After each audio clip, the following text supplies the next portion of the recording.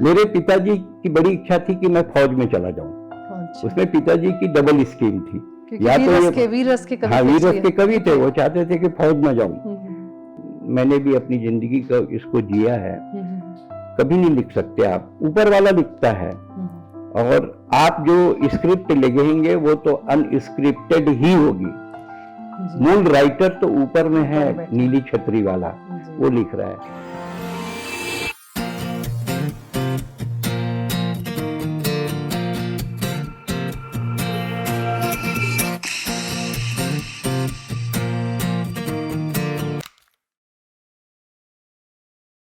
सुरेंद्र जी, आपके पिता कवि रस के कवि रहे, तो इसका मतलब ये है कि डीएनए तो आपके अंदर पहले से ही था कवि बनने का, लेकिन कभी आपने इसे परफॉर्मिंग आर्ट के रूप में स्वीकार करने के लिए या आगे बढ़ाने के लिए एज ए करियर आपने कभी नहीं सोचा? मेरे घर बहुत कवियों का आना जाना था। अधिकांश कवि गर्दिश में आते थे, किसी को जाने की टिकट चाहिए तो किसी को खाने का चाहिए। उसी समय मैंने होश संभाला था। BSc first year second year में पढ़ रहा था। फर्स्ट ईयर में, सेकेंड ईयर में तो डॉक्टर रमन सिंह थे, मैं उनसे 1 साल जूनियर था। तो मेरे को लगता था कि कवि बनने से बहुत बेकार जिंदगी है, ये मुफलिसी की जिंदगी है, इसको कभी जॉब नहीं बनाना चाहिए। फिर मैंने पढ़ लिख कर पीएचसी देकर सरकारी अस्पताल में मैं डॉक्टर बन गया। नौकरी भी करने लग गया, समय बहुत मिलता था। लोगों से बात करते थे तो लोग हंसते थे, बोले महाराज आप तो बढ़िया कवि बन सका तो, छत्तीसगढ़ी में बोलते थे। ऐसे हम भी कुछ लिखते लिखते लिखते फिर जब मैं दुर्ग आ गया 30 बेड हॉस्पिटल में, तो फिर मेरा लिंक बनना चालू हुआ। और फिर मेरी तकदीर की बहुत बड़ी बात थी कि दुर्ग गंजपारा में छत्तीसगढ़ का सबसे बड़ा कवि सम्मेलन होता है, बहुत बड़ा कवि सम्मेलन। कीर्ति जी, उससे बड़ा कवि सम्मेलन छत्तीसगढ़ में कहीं नहीं होता था। हिंदुस्तान के सब नुमाइंदे बड़े बड़े तोप आते थे। मैं एकदम जूनियर था, बात भी पुरानी 35 साल पुरानी बात है जी। और मैं वहाँ अस्पताल में डॉक्टर था, तो लोगों ने सोचा कि भाई दवाई हमको मिलेगी, सुविधा मिलेगी, तो इनको रख लो एज ए पोएट। 500 रुपये मानदेय में उन्होंने मेरे को तय किया। फिर बाद में समिति में बात होने लग गई कि नहीं नहीं, ये नए कवि हैं, कहाँ शैल चतुर्वेदी और हरिओम उनके साथ ये क्या करेंगे। लेकिन वो रात मेरी जिंदगी की सबसे बड़ी और सबसे हसीन रात थी। उसी रात के बारे में एक सवाल आपसे पूछना चाहेंगे कि जब आपका शायद बुलाया गया मंच पर या आपका नाम पुकारा गया, तो बहुत ही विचित्र विचित्र नामों से आपको बुलाया गया। मेरे तो ब्लैक डायमंड, रजनीकांत, ये मेरे बहुत सारे विशेषण हैं जी। ये मतलब मेरी जान पहचान है, इससे लोग समझ जाते हैं। आप ब्लैक डायमंड बोलो समझ जाते हैं सुरेंद्र दुबे जी। आप बोलो कि काका, छत्तीसगढ़ के काका, तो समझ जाते हैं सुरेंद्र दुबे। इसकी शुरुआत कहाँ से हुई, मतलब ये नाम कैसे पड़े, क्यों मैंने पड़े? कविता इस पे लिखी थी दरअसल। मतलब मेरा ये सोच थी कि कविता लिखनी है तो नेताओं पे, अधिकारियों पे क्या लिखें, हम खुद अपने आप पे ही लिखें। तो हमने अपने ऊपर कविता लिखी, जो सबसे कठिन काम है जी। वो सबसे कठिन काम है, वो कविता छत्तीसगढ़ी में है ना। तो अगर आवश्यक समझेंगे तब जी, बिल्कुल बिल्कुल, 2 लाइन बताइए। जब मेरी पत्नी खुश होती है तो कहती तुम मेरे सोना हो, तुम मेरे चांदी हो, तुम मेरे मोती हो, तुम मेरे धन हो। और नेता कहते हैं कि काला धन जब्त होगा। मैं मद्रास में कविता पढ़ रहा था। मद्रास मतलब आजकल उसका नाम चेन्नई हो गया है, क्योंकि वहां लुंगी पहनते हैं, लुंगी में चैन नहीं होती है, इसलिए वो चेन्नई हो गया है। मैं मद्रास में कविता पढ़ रहा था, देख रहा था पन्ना, पब्लिक चिल्लाए अन्ना अन्ना, वो मेरे को लोकल कवि समझ रहे थे। अच्छा। मैंने कहा दिमाग के खड़िया, तुम मेरे को मद्रासी समझते हो, नहीं जानते हो मैं हूँ छत्तीसगढ़िया। मैंने भगवान से किया फरियाद, भगवान इन सब लोगों को गोरा कर दिया, मेरे को कर दिया कत्था, मेरे को दे दिया गच्चा। भगवान ने कहा वही कर रहा हूँ, वही कर रहा हूँ, अब मैं दक्षिण से शुरू कर रहा हूँ। बनाते बनाते भगवान पंजाब पहुंचे तो सरदार गुस्सा गए। मैंने कहा तुमको कोई काम नहीं, देश के लिए लड़ो, अमर रहो। पर मेरा प्रॉब्लम खड़ा का खड़ा रह गया, क्योंकि मेरी शादी नहीं लगती थी। जो भी आते थे कहते थे कि ये बाकी सब ठीक है, थोड़ा कलर में ही डिफिकल्टी है। मेरी माँ कहती थी कि शादी कर दो फिर रंग साफ हो जाएगा। कैसे क्यों? हाँ, तो हमारे रिश्तेदार कहते थे कि दुबई ये आइडिया है बहुत बढ़िया, फिर छत तक कपड़ा धो डाल करिया करिया। मैं सोचे दाई ददक भरोसा में रहूं तो मैं बरन हो जाऊं, मैं खुदे अपन प्यार के गरीब फेंके एवेक्शन कम दिमाग के भोपी टू रील छेके।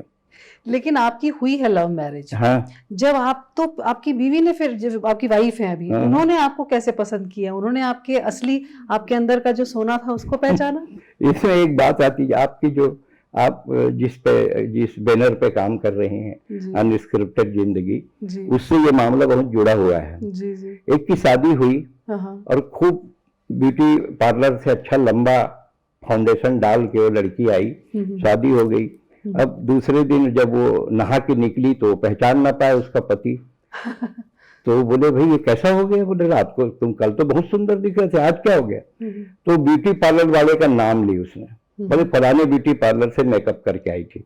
उसके पति ने बकायदे एप्पल के डब्बे में नोकिया डालकर और उसको गिफ्ट किया ब्यूटी पार्लर को। उसने खोला, मैडम ने, अरे ये क्या तमाशा है, आप एप्पल के डब्बे में, आपने भी तो वही किया कल रात मेरे साथ। तो ये स्थितियां आती हैं, यही स्क्रिप्टेड जिंदगी है। जी बिल्कुल। क्योंकि स्क्रिप्ट लिखने वाला ऊपर, सात आसमान ऊपर है, उसने लिखा कुछ और था। लेकिन जब आज के 30 साल 35 साल पहले की बात है, 1980, मतलब 76 77 78, 3 साल हम साथ डिबेट बोले हैं। और उसके बाद अब वैसे भी लव मैरिज अरेंज मैरिज में बेसिकली अंतर ये है कि अरेंज मैरिज का मतलब है कि आदमी जा रहा है और कोई सांप काट दे, दैट इज अरेंज मैरिज। अब कोई पैरी आगे करके सांप को बोले लो काट, दैट इज लव मैरिज। यही है अनस्क्रिप्टेड जिंदगी, क्योंकि स्क्रिप्ट में लिखा था अरेंज मैरिज, लेकिन अनस्क्रिप्टेड था लव मैरिज। लेकिन ये अनस्क्रिप्टेड कहानी तो बहुत लंबी और बहुत अच्छी चली, आपका वैवाहिक हाँ, जीवन बहुत ही अच्छा रहा, बहुत बढ़िया रहा। और नहीं, उसमें ऐसा है कि हम दोनों बराबर, वो हॉकी की यूनिवर्सिटी कैप्टन थी। जी जी। रविशंकर यूनिवर्सिटी की हॉकी कैप्टन थी और हॉकी बहुत बढ़िया खेलती थी। हमारे घर 2 स्टिक अभी भी हैं। अच्छा। हमको भी बराबरी का अधिकार देती थी। तो अगर आप यस करते रहे ना तो आपकी जिंदगी कट जाएगी। जिंदगी में रुकती है जिंदगी नो से, वहीं से जिंदगी की नई स्क्रिप्ट चालू होती है। लेकिन ऐसा हो सकता है कि हर बार हम हाँ ही बोले जिंदगी में? नहीं, कभी तो नहीं की जरूरत बोलिए ना, बाद में नो भी बोलिए तो बड़े प्यार से नो बोलिए ना। अच्छा, हाँ की पहले आदत डलवा पहले दीजिए। हाँ हाँ बोलते रहिए, फिर एक आध बार धीरे से आगे पीछे कई ठोक विशेषण लगा के फिर नो बोलिए, तो आगे लगता है कि ये भी यस है। तो एक तो ये कहें कि आपकी ये अनस्क्रिप्टेड कहानी तो बहुत ही सक्सेसफुल रही। अगर हम वापस आपके अपने इस प्रोफेशन पर आते हैं कि जो कभी आप, जो कि एज ए प्रोफेशन आप इसको एक्सेप्ट नहीं करना चाहते थे, लेकिन अल्टीमेटली आपको आना ही पड़ा। और सीधी बात है मैडम कि कीर्ति भी मिले और धन भी मिले, दोनों मिले, तो आदमी उस रास्ते में बढ़ जाता है। पहले कविता 500 से चालू हुई, 1 लाख तक पहुंची, बाहर में और विदेशों में और ज्यादा पेमेंट होने लगे, फिर खूब पेमेंट होने लगे। और मैं जानता हूं कि अगर मैं डॉक्टर होता भी तो मेरे को भारत सरकार पद्मश्री नहीं देती। आमिर खान और मेरे को एक साथ पद्मश्री मिली है। सानिया नेहवाल, AR रहमान, आमिर खान, मैं एक साथ 31 अप्रैल 2010 को। और मैं आपको बताऊं, मैं इतना, मतलब मेरे अंदर गांव है और मेरी ये मान्यता है, आपको जान के ताजुब होगा कि अमेरिका के अलावा विश्व के 11 देशों में जाने के बाद भी जो कुछ वहां की चमक दमक है उसका मैंने कोई भी वो प्रभावित नहीं करती, बिल्कुल मेरे को प्रभावित करती ही नहीं। अगर हम बात करें अब आपकी पॉलिटिकल सफ़र की, क्योंकि आप कवि भी बन गए, डॉक्टर भी रहे, और आपके पॉलिटिकल जीवन की भी एज ए ब्यूरोक्रेटिक हम कहें कि वो उस तरह की शुरुआत हुई। तो एक इंसिडेंस था जब इस छत्तीसगढ़ राज्य के पहले मुख्यमंत्री जो थे, उन्होंने आपको OSD का पद ऑफर किया, और आपने बड़ी इंटरेस्टिंग चीज़ बोली थी कि जब आप 2 सालों तक आपने उनके भाषण लिखे और वो हार गए। ये घटना बिल्कुल सही है जी। हर कोई जानता है इसको। नवभारत ने अपना कवि सम्मेलन किया पुलिस ग्राउंड में। मैं उस कवि सम्मेलन में एज ए पोएट आया था दुर्ग से। अजीत जोगी जी उस समय मुख्यमंत्री थे, नए प्रथम मुख्यमंत्री। अब एंकर ने अनाउंस किया कि हमारे छत्तीसगढ़ के पहले मुख्यमंत्री अजीत जोगी को हम मंच पे बुलाते हैं। 100-150 तालियां बजी, जैसी बस्ती थी। उसका उन्होंने कहा छत्तीसगढ़ के रजनीकांत ब्लैक डायमंड सुरेंद्र दुबे को बुलाते हैं। तो 5,000 4,000 तालियां बजी। अब क्या था, वो बड़े शार्प ब्रेन के थे अजीत जोगी जी, वो बोले कि इतनी लोकप्रियता, इतनी टीआरपी उनको डाइजेस्ट नहीं हुई। मैं मंच पे बैठा तो मेरे को बुलाए, बोले छत्तीसगढ़ी में, बोले का कर सर, मैं कि अस्पताल में डॉक्टर हूँ दुर्ग में, तो मोरो OSD बन जाए। मैं भी सोचा भाई नहीं बनूंगा तो ये बस्तर भेज देगा, खतरनाक आदमी तो था ही, तो डर के मारे मैं भी मुंडी हिला दी, हाँ ठीक है बन जाऊंगा। पूछा भैया मेरे को करना क्या है, बोले तुमको मेरा भाषण लिखना है, छत्तीसगढ़ी और हिंदी। ऐसा भाषण लिखा कीर्ति जी, ऐसा लिखा 3 साल कि वो साफ हो गया। फिर उसके बाद डॉक्टर रमन सिंह आए, रमन सिंह जी और मैं आगे पीछे पढ़े हैं, तो मेरे से उन्होंने कहा कि भाई तुम क्या करोगे। मतलब हिंदुस्तान की ये पहली घटना है कि जो कांग्रेस में भी OSD रहा वो भाजपा में भी OSD रहा। आया तो रमन सिंह जी बोला भैया वापस जाऊंगा, मेरा घर वर है। बोला भाई तू क्या करेगा जाके, अब डॉक्टरी तू भूल गया, अब तू OSD हो जा। फिर भैया मेरी कविता, बोले कविता में तेरे को छूट है, जितना पढ़ना है पढ़, कोई छुट्टी लेने की जरूरत नहीं। तो मैं कविता खूब पढ़ते रहा, घूमते रहा। और तो आप बृजमोहन जी के संस्कृति विभाग में उनके OSD रहे आप। तो ये तो एक आपने कहा कि आपने जिनके भाषण लिखे वो हारे, लेकिन बिल्कुल एक कॉन्ट्रास्ट, एक एपिसोड या एक इंसिडेंस ऐसा भी है कि जिन लोगों ने आपकी कविता सुनी कुछ साल के बाद वो आज कहाँ पहुंचे, ये क्या इंसिडेंस है? क्या हुआ कि आज के 22 साल पहले सरदार पटेल स्टेडियम में कवि सम्मेलन हो रहा था अहमदाबाद में। जैसे ये सामने में बैठे हैं भाई साहब, ऐसे बैठे थे अमित शाह जो उस समय अहमदाबाद के महापौर थे, उनके बाजू में बैठे थे नरेंद्र मोदी जो उस समय गुजरात के मुख्यमंत्री थे। उस रात उन्होंने मेरे को सीरियसली सुना। देखो आज कहाँ पहुंच गए लोग। तो मेरे को सीरियसली सुनना चाहिए लोगों को। आगे जाते हैं लोग, बहुत आगे जाते हैं। अगर हम ये बात करें आपकी कविताओं की बात करें, तो जैसे जब आपने डॉक्टरी शुरू की और आपको तब लगता था कि आप ये कविताओं को आप आगे ज़्यादा समय तक नहीं लेकर के जाएंगे, लेकिन क्या आपको कभी ऐसा लगता था कि इसके बिना जीवन भी नहीं है? नहीं, मतलब अंदर से खालीपन तो लगता था, क्योंकि वो शायद ब्लड के DNA में रहा होगा। और घर वाले नहीं चाहते थे कि मैं कवि बनूं, और मैं खुद भी बहुत चाहता था कि ना बनूं, लेकिन स्क्रिप्ट कुछ और कह रही थी, अनस्क्रिप्ट तो ये था कि मुझको कवि बनना था। और मुझे बन के किसी बात का दुख इसलिए नहीं हुआ कि मैंने जो कुछ मैं डॉक्टरी में नहीं पा सकता था उससे कई गुना ज्यादा मैंने कविता से पाया। तो थोड़ी सी जिंदगी व्यस्त जरूर होती है, लेकिन लोगों को हंसाने में बहुत मजा आता है। ऐसी कौन सी कविता है जो आपके बहुत दिल के करीब है और उससे जुड़ा कोई ऐसा इंसिडेंस हो जिसे आप कभी नहीं भूल पाते? मेरे को तो खैर अभी जगदलपुर में जो बस्तर वाली कविता पढ़ा, वो कविता हास्य की नहीं है, थोड़ी गंभीर है, लेकिन बस्तर में जो आज हो रहा है उसका पूरा वर्णन है और क्यों हो रहा है और कौन कर रहा है। हम सुनना चाहेंगे अगर आप सुना सकें। ये क्योंकि बस्तर एक ऐसा प्रश्नवाचक चिन्ह है, कुबड़ा प्रश्नवाचक चिन्ह, जिसको सब सीधा करना चाहते हैं, सीधा नहीं होता है।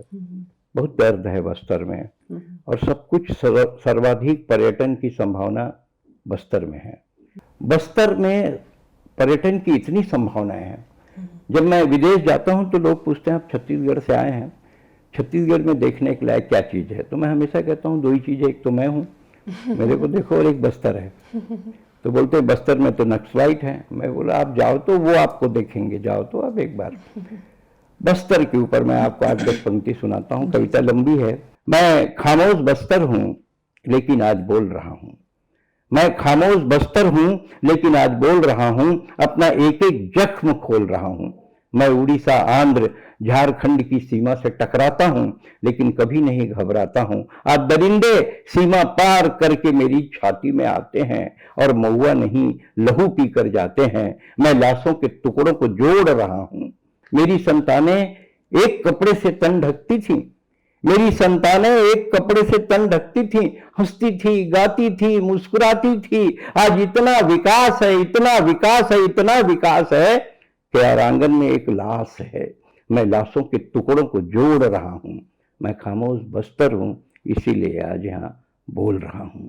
आजादी के लिए मैंने गुंडाधुर को जन्म दिया है। आजादी के लिए मैंने गुंडाधूर को जन्म दिया है, इंद्रावती का पानी तो भगवान राम ने पिया है, भोले आदिवासी तो भाला और धनुष बाण चलाना जानते थे, विदेशी हथियार तो उनकी समझ में भी नहीं आते थे। ये विकास की कैसी रेखा खिंच गई कि मेरी छाती में ही लैंडमाइन बिछ गई, मैं लाशों के टुकड़ों को जोड़ रहा हूं। अरे बहेलियों ने जाल फेंका है, बहेलियों ने जाल फेंका है, आप यकीन करिए कीर्ति जी, मैंने कल मां दंतेश्वरी को भी रोते हुए देखा है।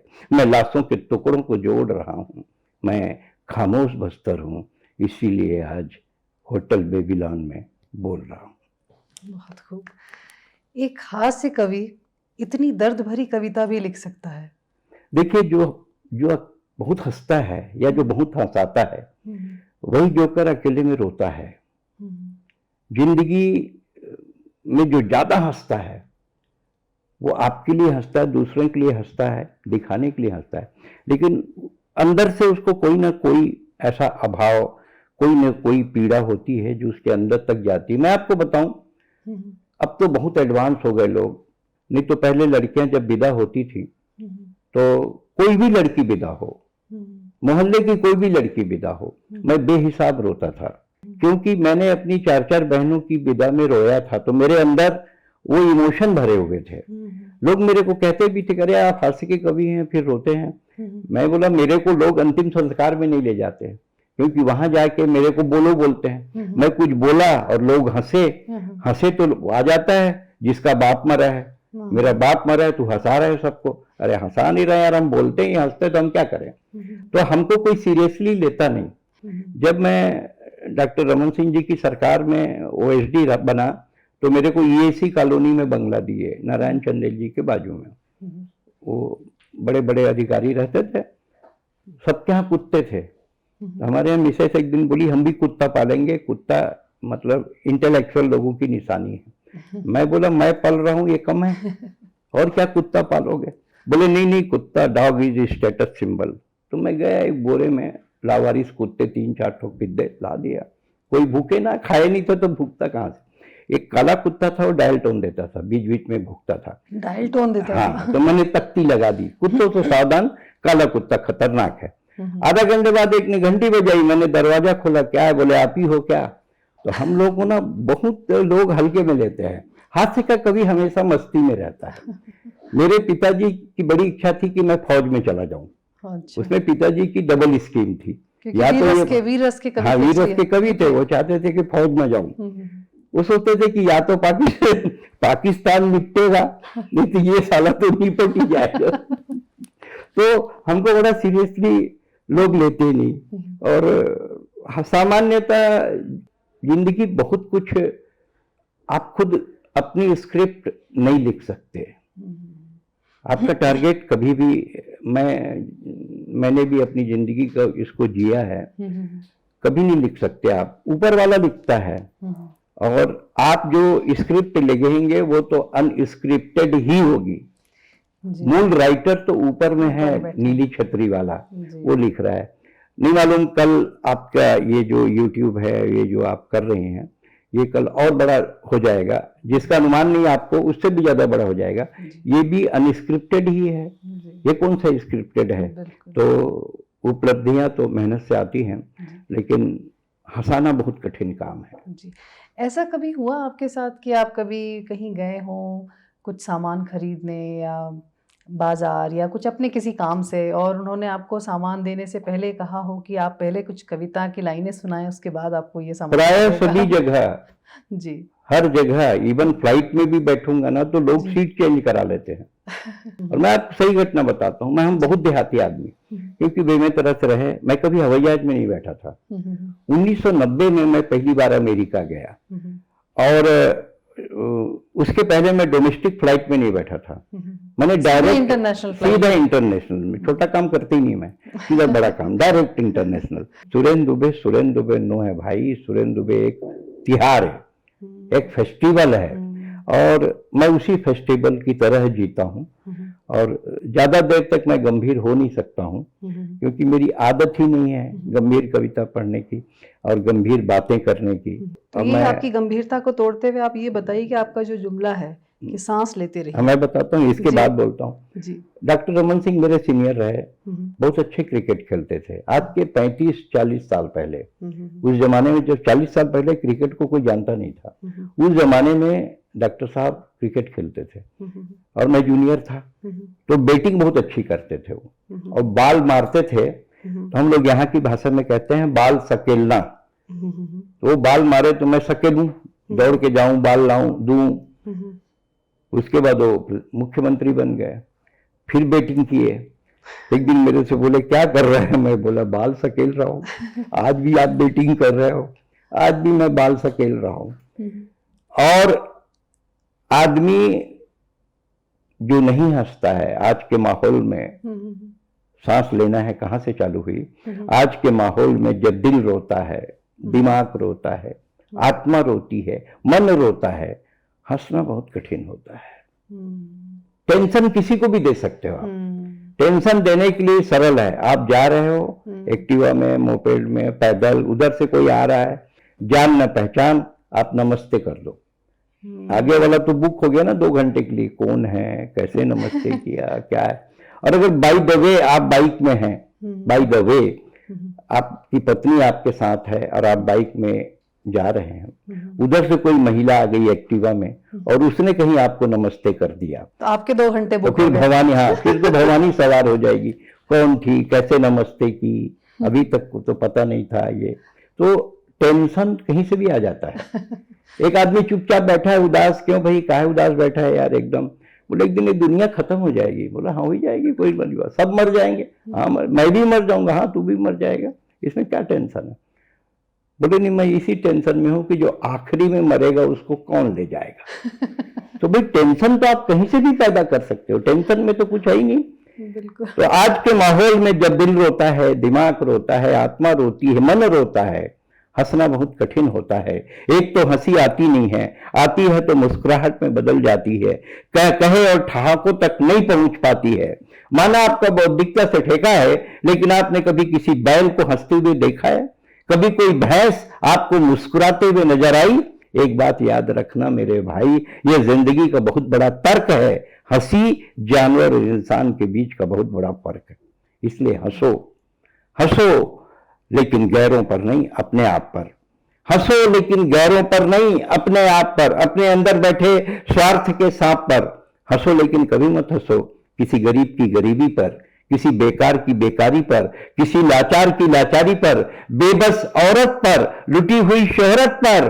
हंसना हंसना नहीं, रोना है, ये तो एक दिन आपके साथ भी होना है। इसलिए मिल बांट कर हंसो, जी खोल कर हंसो, अनस्क्रिप्ट जिंदगी के साथ हंसो। हंसोगे तो जिंदगी आगे बढ़ जाएगी और एक नई स्क्रिप्ट आपके द्वारा लिखी जाएगी। वाह वाह वाह, बहुत खूब, बहुत खूब।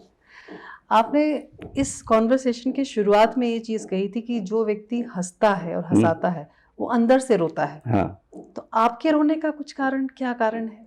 देखिए कि आप इतना हंसाते हैं। सबको हंसाते हैं, लेकिन क्या होता है, देखिए दुनिया में वो भाग्यशाली होते हैं जिनके माँ बाप होते हैं। माँ बाप की रिक्तता को कभी कोई नहीं भर सकता। और मेरे साथ तो माँ बाप और एक बहन, तीनों मतलब इस दुनिया से गए। मेरे अंदर का जो खालीपन है, देखिए दुनिया में सबसे बड़ा रिश्ता माँ का होता है। माँ से बड़ा कोई नहीं होता, सिर्फ माँ होती है जो बच्चे को मार के खिलाती है। पत्नी कभी मार के नहीं खिलाती है, वो डाइनिंग टेबल में रख देती है, तेरा मन करे तो खा, नहीं तो जा ब्लैक मुंह कर। मैं काला भी बोल सकता था, लेकिन मेरा फ्लेवर आता है इसलिए मैंने अंग्रेजी बोल दिया।